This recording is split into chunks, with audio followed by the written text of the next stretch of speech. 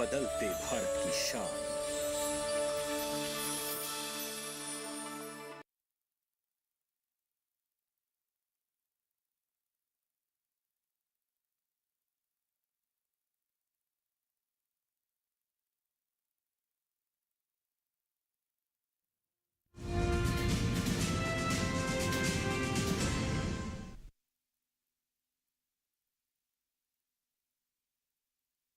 आपका स्वागत है। मैं हूं साइमा खान। सबसे पहले नजर हेडलाइंस पर।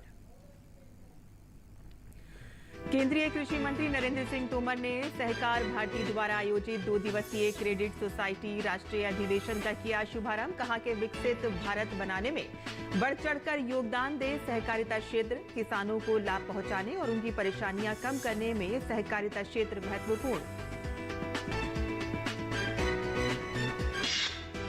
केंद्रीय गृह एवं सहकारिता मंत्री अमित शाह ने गुजरात अहमदाबाद में माटी कला महोत्सव में लिया हिस्सा। कहा कि प्रधानमंत्री ने खादी को आम लोगों के बीच लोकप्रिय बनाने का किया है काम। खादी का टर्नओवर 3 गुना होने से लाखों लोगों को मिला रोजगार।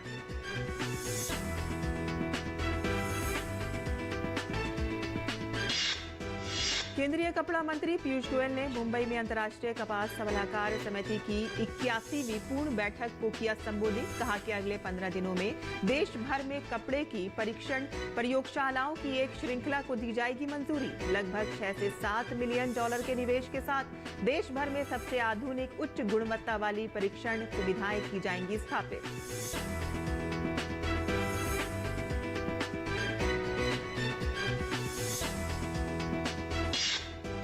चक्रवाती तूफान मिचोंग तीव्र होकर मंगलवार को नेल्लोर और मछलीपट्टनम के बीच दक्षिण आंध्र तट को पार करने की है संभावना। चक्रवात के दौरान 80 से 100 किलोमीटर की रफ्तार से तेज हवाएं चलने का अनुमान। मौसम विभाग ने भारी बारिश का अनुमान किया व्यक्त। अगले 3 दिनों के लिए येलो अलर्ट किया जारी। और अब समाचार विस्तार से। केंद्रीय कृषि मंत्री नरेंद्र सिंह तोमर ने पूसा मेला मैदान दिल्ली में सहकार भारती द्वारा आयोजित क्रेडिट सोसाइटी राष्ट्रीय अधिवेशन का शुभारंभ किया। नरेंद्र सिंह तोमर ने कहा कि सहकारिता का क्षेत्र देश के समक्ष विद्यमान चुनौतियों को स्वीकारते हुए प्रधानमंत्री के आह्वान पर भारत को विकसित राष्ट्र बनाने में बढ़ चढ़कर अपना योगदान प्रदान करे।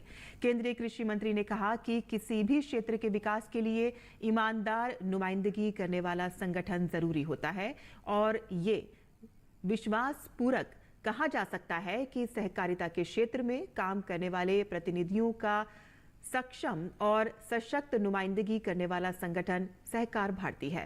आज के इस कार्यक्रम में क्रेडिट सोसाइटियों का एक जगह एक उद्देश्य के लिए इतनी बड़ी संख्या में एकत्र होना बहुत महत्वपूर्ण और प्रसन्नता की बात है। तोमर ने कहा कि बिना संस्कार के सहकार नहीं होता और बिना सहकार की उन्नति नहीं होती है। सहकार भारती सहकारिता के क्षेत्र में समर्पित सेवाएं दे रही है और इसका उद्देश्य संस्कार से सहकार को आगे बढ़ाना है। सहकारिता का उद्देश्य देश के लिए नया नहीं है। सहकार का भाव हमारी आत्मा में बसता है। पहले गांव में मकान कच्चे होते थे लेकिन संबंध पक्के होते थे। सहकार के भाव के कारण गांव का कोई भी व्यक्ति परेशान नहीं होता था। आनंद की कमी नहीं रहती थी। आनंद तक पहुंचाने का रास्ता सहकार के भाव से ही निकलता है। सहकार का भाव हमारे संस्कार में होने के बाद भी आजादी के 75 वर्ष बाद ये यात्रा अधूरी है, क्योंकि पहले काम करने वाले नेतृत्व में दृष्टि का अभाव था, नीति नियत की कमी थी। लेकिन आज देश में प्रधानमंत्री जैसा सशक्त नेतृत्व है और उनके नेतृत्व में ऐसी सरकार काम कर रही है जिसकी दूर की दृष्टि है, पक्का इरादा है और आगे बढ़ने का जज्बा है। प्रधानमंत्री ने पशुपालन, मत्स्य पालन, कौशल विकास और सहकारिता के लिए अलग मंत्रालय बनाने का महत्वपूर्ण काम किया है।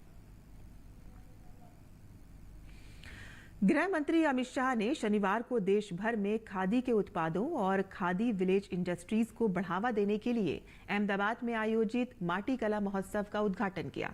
अमित शाह ने कहा कि खादी माटी कला महोत्सव एक बहुआयामी विचार है जिसे प्रधानमंत्री ने आगे बढ़ाया है। उन्होंने कहा कि खादी के विचार को सबसे पहले महात्मा गांधी ने आजादी के आंदोलन के साथ जोड़कर सबके सामने रखा और इसके माध्यम से बापू ने गरीबी में जीते हुए सभी लोगों को खादी के माध्यम से रोजगार के साथ जोड़ने का काम किया और इसके साथ ही गांधी जी ने विदेशी कपड़ों की मांग को कम कर स्वदेशी और स्वराज की भावना जागृत कर उसे गांव-गांव तक पहुंचाने का काम किया। शाह ने कहा कि आज भी खादी का विचार बहुआयामी और बहुउद्देश्य है। उन्होंने कहा कि प्रधानमंत्री ने खादी के विचार को न सिर्फ पुनर्जीवित किया है, बल्कि इसे आगे बढ़ाकर आम लोगों के बीच पहुंचाकर खादी को लोकप्रिय बनाने का काम किया है। मोदी जी ने समग्र खादी के विचार को, समग्र खादी के प्रकल्प को न केवल पुनर्जीवित किया है, इसको आगे बढ़ाकर आम लोगों के बीच में पहुंचाकर आजादी के आंदोलन से भी ज्यादा खादी को लोकप्रिय करने का काम हमारे नेता और प्रिय प्रधानमंत्री नरेंद्र मोदी जी ने किया है। नरेंद्र मोदी जी ने वोकल फॉर लोकल के नारे में स्वदेशी और रोजगार दोनों को जोड़ने का काम किया है और बहुत शिद्दत के साथ खादी का जर्जरित पड़ा हुआ आंदोलन एक नए आयामों को आज छू रहा है। केंद्रीय कपड़ा, वाणिज्य एवं उद्योग मंत्री पीयूष गोयल ने मुंबई में अंतर्राष्ट्रीय कपास सलाहकार समिति की 81वीं पूर्ण बैठक को संबोधित किया। उन्होंने कहा कि अगले 15 दिनों में देश भर में कपड़े की परीक्षण प्रयोगशालाओं की एक श्रृंखला को मंजूरी दी जाएगी। उन्होंने कहा कि लगभग 6 से 7 मिलियन डॉलर के निवेश के साथ देश भर में सबसे आधुनिक उच्च गुणवत्ता वाली परीक्षण सुविधाएं स्थापित की जाएंगी, ताकि ये सुनिश्चित किया जा सके कि भारत में उच्च गुणवत्ता वाले कपड़े उपलब्ध हों। केंद्रीय मंत्री पीयूष गोयल ने प्रधानमंत्री के 5F यानी कि फार्म से फाइबर, फाइबर से फैक्ट्री, फैक्ट्री से फैशन और फैशन से फॉरेन यानी कि विदेश तक का जिक्र करते हुए कहा कि भारत टेक्सटाइल वैल्यू चेन में एक प्रमुख स्थान हासिल करने जा रहा है और कस्तूरी कपास उच्च गुणवत्ता का प्रतीक होगा।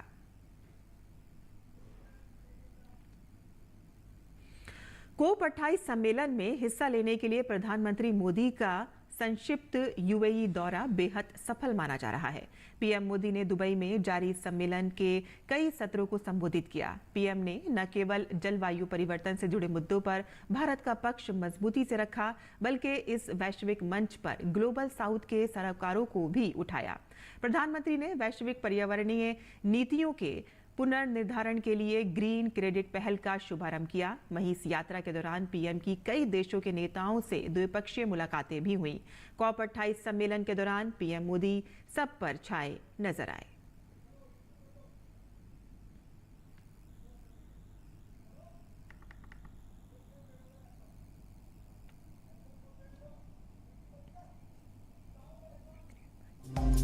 आज भारत ने इकोलॉजी और इकोनॉमी के उत्तम संतुलन का उदाहरण विश्व के सामने रखा है। इस फोरम से एक और प्रो प्लैनेट इनिशिएटिव का आह्वान कर रहा हूं, ग्रीन क्रेडिट इनिशिएटिव।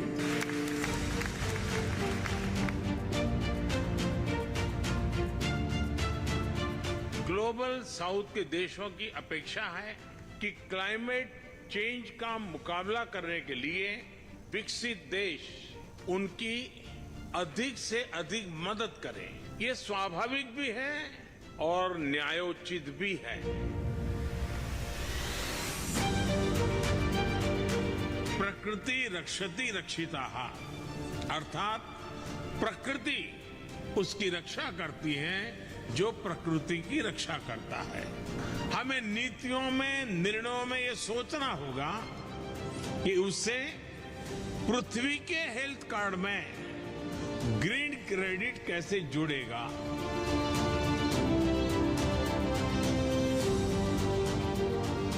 मुझे पूरा विश्वास है कि हम सब मिलकर अपनी भावी पीढ़ी के भविष्य के लिए एक नई ग्रीन ग्रोथ स्टोरी लिखने में सफल होंगे।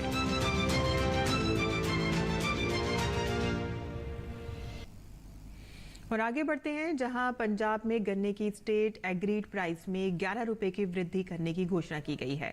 अब ये 391 रुपए हो गया है। किसानों ने गन्ने की कीमत को 450 रुपए करने को लेकर पिछले दिनों जालंधर में पहले हाईवे जाम किया था और उसके बाद 2 दिन तक रेलें भी रोकी। लेकिन शनिवार को मुख्यमंत्री ने गन्ने की कीमत में मात्र 11 रुपए की वृद्धि की तो किसानों ने इस पर नाराजगी जताई। प्रदर्शनकारी किसानों को मनाने के लिए उनकी मुख्यमंत्री के साथ हुई मीटिंग में उन्हें आश्वासन दिया गया था कि कीमत को बढ़ाया जाएगा और वे इसकी घोषणा विधानसभा में करेंगे।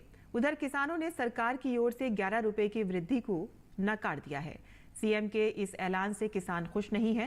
जालंधर में किसान जत्थेबंदियों ने एक बैठक की और कहा कि सीएम के भरोसे पर जालंधर में धरना हटा लिया था, लेकिन मुख्यमंत्री ने शगुन के नाम पर सिर्फ 11 रुपए बढ़ाए। शगुन 21 और 51 का भी होता है। पिछली बार जब किसानों ने संघर्ष किया था तो तब तत्कालीन मुख्यमंत्री कैप्टन अमरिंदर सिंह ने 50 रुपए रेट बढ़ाए थे। किसानों ने कहा कि 4 दिन के धरने से किसानों का नुकसान हुआ, लोगों को भी परेशानियों का सामना करना पड़ा और बढ़े सिर्फ 11 रुपए, जो हमें मंजूर नहीं। पंजाब की शुगर मिलें देश भर में सबसे बाद शुरू हो रही हैं और जिससे किसानों का बड़ा नुकसान हुआ है। सीएम ने 28 को नया रेट ऐलान करने का वादा किया था, लेकिन आज सिर्फ खाना पूर्ति की गई और इस बैठक में 32 जत्थेबंदियां शामिल हुई। किसानों ने चेतावनी दी है कि अगर गुरदासपुर में बस स्टैंड के उद्घाटन के बाद 400 रुपए से अधिक के गन्ने का रेट और शुगर मिलें चालू करने का नोटिफिकेशन जारी नहीं हुआ तो किसान फिर से संघर्ष के लिए तैयार हैं। उन्होंने कहा कि 350 से अधिक किसानों पर रेलवे ट्रैक रोकने को लेकर दर्ज हुआ पर्चा सरकारों की नाकामियों का नतीजा है, इन्हें रद्द करना चाहिए। किसानों का कहना है कि अगर मुख्यमंत्री पंजाब में सबसे ज्यादा गन्ने के रेट की बात करते हैं तो उन्हें यह भी पता होना चाहिए कि पंजाब में जमीनों का ठेका भी सबसे ज्यादा होने के कारण इनपुट कॉस्ट भी सबसे ज्यादा है। मुख्यमंत्री साहब ने कहा है कि ये जिहड़ा 11 रुपए मैं वाधा कीता आ वो शगन के रूप दे विच दिता आ ते असीं बेनती करते हैं कि शगन तां 21 रुपए का भी हुंदा आ, जे 21 रुपए वाधा कर दिंदे तां वो ज्यादा वधिया हुंदा। शगन तां 51 रुपए का भी हुंदा। मुख्य मंत्री साहब ने सब तो घट जिहड़ा शगन है वो 11 रुपए का अनाउंस कीता। सो मेरी बेनती है कि जे 21 रुपए कर देण तां बड़ा वधिया शगन होऊगा। पर अज फिर 11 रुपये मामूली वाधा करके पूरे भारत विचों सब तो लेट मिला चलवा के अज बहुत वड्डा जिद्दां मेरे साथी ने दस्सिया भी हड़ा दी मार हेठ गन्ने दा रकबा खराब होया। इसे तरह वड्डी एक बीमारी दे नाल गन्ने दी फसल रोज दी रोज खेत दी क्वांटलां दी घट रही आ। ਇਹੋ ਹੀ ਜੇ ਕੰਮ ਕਰਨਾ ਸੀ ਅੱਜ ਤੋਂ ਪਹਿਲਾਂ ਹੋਇਆ ਹੁੰਦਾ ਸਾਡਾ ਉਹ ਘੱਟਾ ਹੀ ਪੂਰਾ ਜਾਂਦਾ। 1 ਤਰੀਕ ਨੂੰ ਮਿਲਾਂ ਚਲਵਾ ਦਿੰਦੇ। ਅੱਜ ਵੀ ਚਲਾਉਣ ਦਾ ਅਜੇ ਤੱਕ ਨੋਟੀਫਿਕੇਸ਼ਨ ਨਹੀਂ ਹੋਇਆ। ਉਹ ਗੰਨੇ ਦੀ ਜਿਹੜੀ ਫਸਲ ਸੀ ਆਏ ਦਿਨ ਸਾਡੀ ਉਹ ਵੇਟ ਘਟ ਰਿਹਾ ਆ। ਸੋ ਅਸੀਂ ਅਜੇ ਵੀ ਸਮਾਂ ਹੈਗਾ ਆ। ਸੀਐਮ ਸਾਹਿਬ ਨੂੰ ਕਹਿੰਦੇ ਆ ਵੀ ਦਰਿਆਦਿਲੀ ਦਿਖਾਉਣ, ਉਹ ਸਮੇਂ ਨੂੰ ਸਾਂਭਣ। ਜਿਹੜਾ ਰੇਟ ਹੈ 400 ਪਲੱਸ ਕਰਕੇ ਜਿਹੜਾ ਸਾਡੇ ਆਏ ਨੇ 32 ਜਥੇਬੰਦੀਆਂ ਦੇ ਕੁਝ ਆਗੂ ਸਹਿਬਾਨ ਥੋੜੀ ਦੇਰ ਚ ਸਾਡੇ ਨਾਲ ਸੰਪਰਕ ਚ ਸਾਰੇ ਆ ਰਹੇ ਨੇ। ਕੁਝ ਮੀਟਿੰਗ ਅਸੀਂ ਕਰਾਂਗੇ। ਆਪਣੇ ਜਿਹੜੇ ਸਾਡੇ ਲੋਕਲ ਕਿਸਾਨ ਨੇ ਸਾਡਾ ਕੇਡਰ ਹੈ ਉਹਨਾਂ ਨਾਲ ਮੀਟਿੰਗ ਕਰਾਂਗੇ। ਅਗਲੀ ਰਣਨੀਤੀ ਅਸੀਂ ਜਿਹੜੀ ਆ ਉਹ ਕੱਲ ਨੋਟੀਫਿਕੇਸ਼ਨ ਤੋਂ ਬਾਅਦ ਹੀ ਦੱਸ ਸਕਦੇ ਹਾਂ ਕਿ ਜੇ ਸਰਕਾਰ ਕੱਲ ਕੁਝ ਵਾਅਦਾ ਕਰ ਦੇਵੇ ਤਾਂ ਫਿਰ ਤਾਂ ਠੀਕ ਹੈ, नहीं तो फिर कल ਜਿਹੜਾ ਨੋਟੀਫਿਕੇਸ਼ਨ है उस तो बाद की रणनीति होगी ਉਹਦੇ ਵਾਸਤੇ तुरंत मीटिंग सद के। उधर गन्ने की कीमत बढ़ोतरी को भारतीय जनता पार्टी ने खोखला बताया है। पार्टी की पंजाब इकाई के अध्यक्ष सुनील जाखड़ ने पंजाब की खराब वित्तीय स्थिति का हवाला देते हुए मान सरकार से पूछा है कि वो किसानों से किए इस वादे को कैसे पूरा करेंगे। उन्होंने कहा कि राज्य सरकार ने इससे पहले भी कई वादे किए हैं, लेकिन राज्य की खराब वित्तीय हालत के कारण पूरा नहीं किया है। देखो जी जो बताया है इन्होंने कि उस गल से पूरे उतरनगे या इलेक्शन के मद्देनजर इस किस्म के जोड़े वादे कर रखे हैं, क्योंकि वायदे तो इन्होंने पहले भी बहुत सारे किए हैं। मिल्स के नाल बैठ के प्राइवेट मिल का अजे भी बकाया पे है। सरकार की जी फाइनैंशियल पोजीशन है वो देखते हुए किस तरह अपने इन्होंने वादों के उत्ते पूरे उतरनगे, क्योंकि इस सरकार की सहूलतें की पोल हर कदम से सामने आई है। इन्होंने ओल्ड पेंशन स्कीम भी लागू करती जिदा कितने कोई अजे अता पता ही नहीं। जेडे 1000 रुपये देने का प्रोमिस किया सी वो भी कितने नहीं, वो भी लोगों के अंदर इस तरह कोई इकट्ठा पाएंगे। बंगाल की खाड़ी के दक्षिण पश्चिम पर बना हवा के कम दबाव का क्षेत्र चेन्नई के पूर्व दक्षिण पूर्व से लेकर 450 किलोमीटर दूर केंद्रित है। अगले 24 घंटों के दौरान इसके पश्चिम उत्तर पश्चिम दिशा की ओर बढ़ने और तीव्र होकर दक्षिण पश्चिम बंगाल की खाड़ी में चक्रवात का रूप लेने की आशंका है और इसके बाद ये उत्तर पश्चिम दिशा की ओर बढ़ेगा और दक्षिण आंध्र प्रदेश और निकटवर्ती तमिलनाडु तटों से होते हुए सोमवार तक बंगाल की खाड़ी के पश्चिम मध्य पहुंचेगा। फिर मंगलवार को इसके नेल्लौर और मछलीपट्टनम के बीच दक्षिण आंध्र तट को पार करने की संभावना है। चक्रवात के दौरान 80 से 100 किलोमीटर की रफ्तार से तेज हवाएं चलने का अनुमान है और इसके मद्देनजर मौसम विभाग ने व्यापक वर्षा का अनुमान व्यक्त करते हुए अगले 3 दिनों के लिए येलो अलर्ट जारी किया है और इसके अतिरिक्त विभाग ने राज्य के उत्तरी तटवर्तीय जिलों में तेज से बहुत तेज वर्षा की चेतावनी देते हुए ऑरेंज अलर्ट भी जारी किया है। चक्रवात मिचोंग से निपटने के लिए तमिलनाडु की राजधानी चेन्नई में तैयारियां जोरों पर हैं, जिसके चलते चेन्नई ग्रेटर पुलिस आयुक्त संदीप रॉय राठौर ने एगमोर में राजरथिनम स्टेडियम का दौरा किया और तैयारियों का जायजा लिया।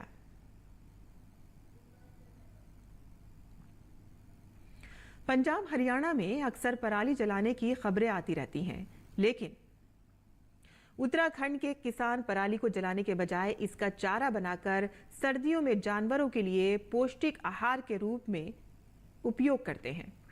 और उत्तराखंड में पराली के बेहतर उपयोग के विषय पर हमारे संवाददाता ओपी यादव ने बात की जिला पंचायत संगठन उत्तराखंड के प्रदेश अध्यक्ष डॉक्टर प्रदीप भट्ट से। राष्ट्रीय राजधानी दिल्ली में इन दिनों प्रदूषण की समस्या आम है और प्रदूषण का मुख्य कारण अधिकांश लोग पराली को बताते हैं, लेकिन पराली का बेहतर विकल्प कैसे किया जाए, इसका बेहतरीन उदाहरण है देवभूमि उत्तराखंड। यहाँ पर पराली को न केवल सुखाया जाता है बल्कि उसको बाद में सर्दी में जब बारिश आती है या बर्फ गिरती है उस वक्त जानवरों के लिए एक शानदार चारे के रूप में उपयोग किया जाता है। अभी इस विषय पर बात करने के लिए हमारे साथ मौजूद है जिला पंचायत संगठन पंचायत राज से संबंधित डॉक्टर प्रदीप भट्ट। आइए बात करते हैं। प्रदीप जी, देश भर में पराली को लेकर चिंता हो रही है। पंजाब और हरियाणा जैसे राज्यों पर आरोप लगते हैं कि वो पराली जला के दिल्ली में प्रदूषण करते हैं, लेकिन आपके यहाँ पराली जानवरों का सर्दियों में चारा का एक महत्वपूर्ण माध्यम है, तो इस पर आप क्या कहना चाहेंगे? पूरे देश को क्या संदेश देंगे पराली के बारे में? देखिए, हमारे उत्तराखंड में जो ये पराली है जो आप यहाँ देख रहे होंगे कि पेड़ों में टंगी हुई आपको दिख रही है, ये जब जो घास हरी घास में मिक्स करके पशुओं को खिलाया जाता है और पशु उसको चाव से खाते हैं। और दूसरा ये जो है सर्दियों में ये आग सेकने के भी काम आता है, इसको जलाते भी हैं इससे जो, और यहाँ पे कोई प्रदूषण नहीं होता इससे। यहाँ पे बर्फबारी बहुत पड़ती है। अब जनवरी का जो जनवरी आने वाला है तो जो ऊंचाई वाले इलाके हैं सब जगह भारी हिमपात होता है और उस समय जो है ये पराली जो है काफी मदद करता है पशुओं के लिए। अगर बात करें पराली की, इसकी कीमत कितनी होती है प्रति गट्ठा या प्रति किलो के हिसाब से? कई किसान इसको बेचते भी होंगे जिनके नहीं है। यहाँ पे आमतौर पर लोग हमारे बेचते नहीं है, इसको किसान भाई अपने पशुओं के लिए उपयोग करते हैं कि पराली जैसे निकल गई उसको अपने पेड़ में टांग दिया, उसके बाद जब समय आया उसको निकालते हैं तो कुछ तो उसको जो है घास के साथ मिक्स करके उसको अपने पशुओं खिलाते हैं और ये जो है जलाने के काम भी आता है। तो इसका मुझे रेट तो मुझे मालूम नहीं है कि इसका रेट क्या है। अगर कोई बेचेगा तो उसका रेट किस आधार पर तय होना चाहिए ये तो किसान भाई आपको बता सकते हैं। बात करें इसकी पौष्टिकता की और पराली के अन्य उपयोग, तो क्या क्या उपयोग में पराली आती है और कितनी स्वादिष्ट होती है जानवरों के लिए? इसका यह है कि भाई जब पशु खा रहा है उसको तो स्वाद उसको लग ही रहा होगा, क्योंकि पशु बड़े चाव से खाता है। हमारे जो गाय हैं, भैंस है और तमाम हमारे जो अन्य जानवर हैं वो जो है इस पराली को उनके जो हरी घास है या अन्य कोई ऐसी चारा है उसके साथ मिक्स करके, अकेले तो खा नहीं पाता पशु, लेकिन इसको मिक्स करके इसको खाता है, बड़े चाव से खाता है। तो इसकी जब पशु खा रहा है तो इसका मतलब स्वादिष्ट हो रहा होगा और बहुत अच्छा ये इसका उपयोग हो सकता है। मैंने कहा कि इसके और भी बहुत सारे उपयोग हैं जिसको कि किसान भाई अपने पशुओं के लिए इस्तेमाल कर सकते हैं। तो ये तो जिला पंचायत संगठन के अध्यक्ष डॉक्टर प्रदीप भट्ट, जिनका मानना है कि पराली बहुत ही महत्वपूर्ण स्वादिष्ट भोजन और जलाने का उपयोगी है, इसलिए पराली के बारे में जो भ्रांतियां दूसरे राज्यों में फैली हुई है वो उत्तराखंड में नहीं है। उत्तराखंड में पराली जानवरों का भोजन और सर्दी में उलाव जलाने का महत्वपूर्ण माध्यम है। मेरे सहयोगी कैमरामैन जगमोहन के साथ OP Yadav, DD news, Uttarkashi. और किसान समाचार में अब बात करते हैं मंडी भाव की और आइए देखते हैं कि क्या रहा देश भर की मंडियों का भाव।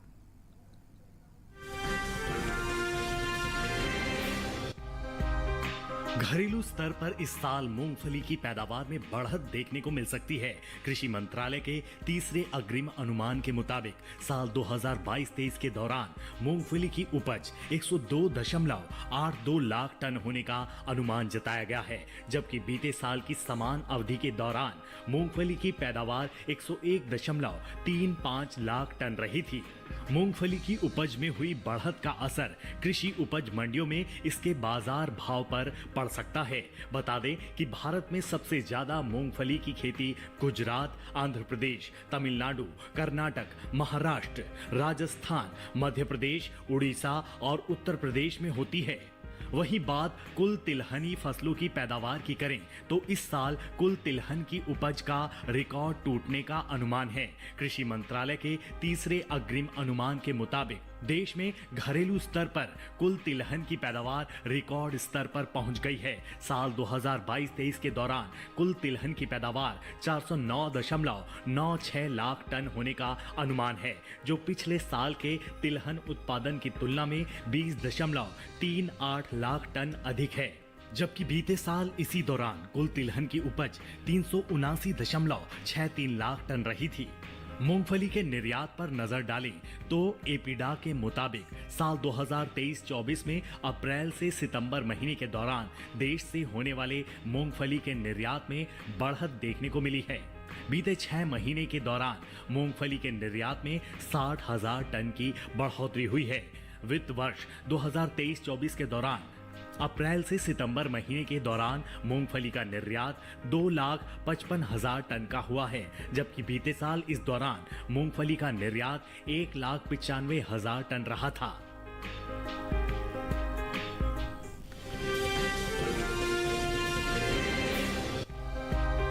कृषि उपज मंडियों में इन दिनों मक्का की आवक सामान्य बनी हुई है। भाव पर नजर डालें तो शनिवार को मालपुरा और विजयनगर मंडी में मक्का के सौदों में बढ़त के साथ कारोबार हुआ।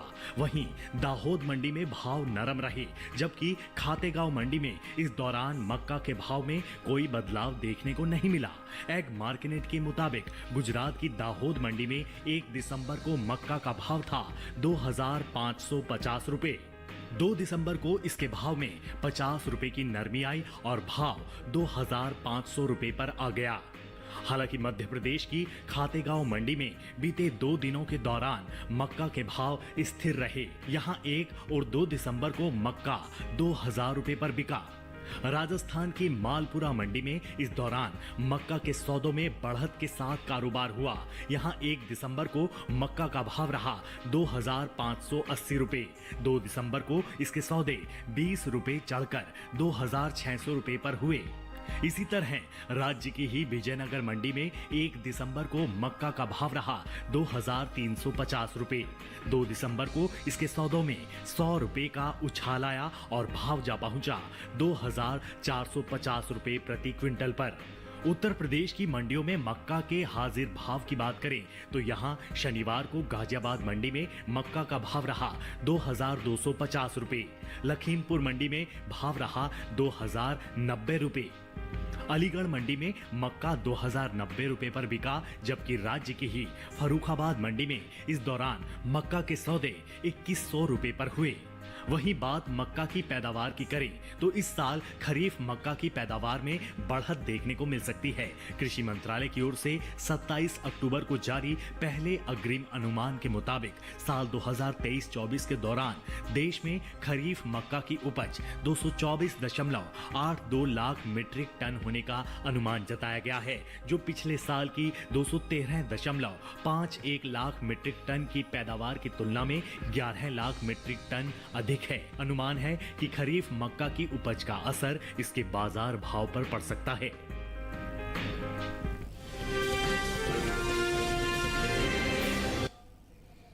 और मंडी खबर के बाद अब बात करते हैं मौसमी खेती की। किसान इस मौसम में कैसे रखें अपनी खेती का ख्याल, आइए देखते हैं।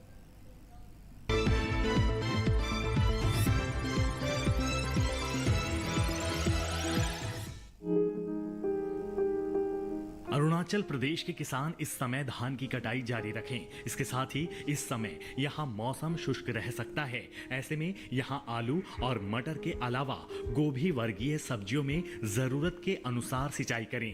अरुणाचल में ही खेतों में उचित नमी और तापमान बनाए रखने के लिए पौधों की जड़ों को प्राकृतिक मल्चिंग सामग्री जैसे पराली या फसलों के अवशेष से ढककर रखें। वहीं असम के पहाड़ी इलाकों में मटर, तोरिया और सरसों की बुआई जारी रखें।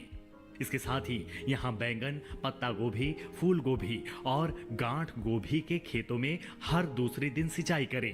ऊपरी ब्रह्मपुत्र घाटी इलाके में भी बोरो धान की नर्सरी लगाएं। इसके अलावा यहाँ तोरिया और सरसों की बुआई का काम पूरा कर लें। यहीं जिन किसानों ने अब तक आलू की रोपाई नहीं की है, वे आलू में कुफरी सिंदूरी, कुफरी मेघा जैसी पछेती किस्मों का चयन करें। मध्य ब्रह्मपुत्र घाटी में बोरो धान की नर्सरी लगाने की तैयारी करें। इसके साथ ही यहाँ सरसों और तोरिया के अलावा रबी दलहन जैसे मटर, राजमा, खेसारी, मसूर और तिलहन की बुआई जारी रखें। मध्य ब्रह्मपुत्र घाटी इलाके में ही इस समय गेहूं की बुआई जारी रखें। इसके अलावा आलू, ब्रोकली, पत्ता गोभी, गांठ गोभी, फूल गोभी और मूली की रोपाई जारी रखें। असम के उत्तरी तटीय मैदानी इलाकों में साली धान की कटाई जारी रखें, जबकि बोरो धान की नर्सरी लगाते रहें। इसके साथ ही मसूर, राजमा, मटर, खेसारी जैसी रबी दालों की बुआई करते रहें। वहीं मेघालय के किसान समय से साली धान की कटाई कर लें। इसके साथ ही यहाँ मूली, गाजर, शलजम और मटर की बुआई करें।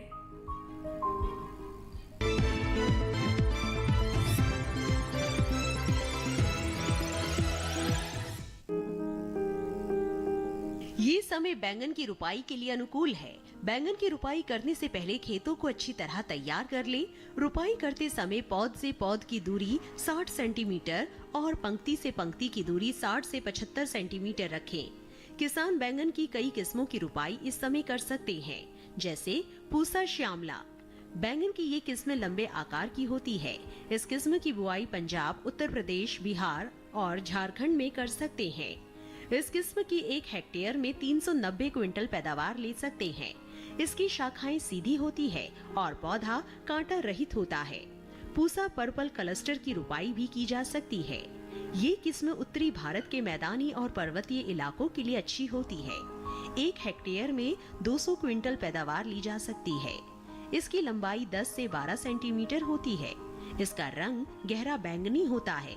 इसके अलावा पूसा अंकुर की रुपाई की जा सकती है। इस किस्म का आकार गोल होता है।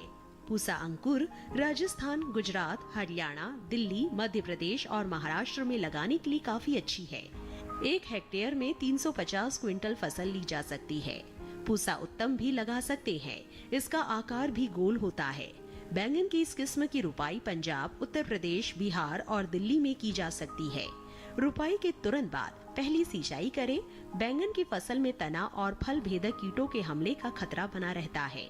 इससे बचाव के लिए किसान विशेषज्ञों की सलाह पर उचित दवाओं का छिड़काव करें।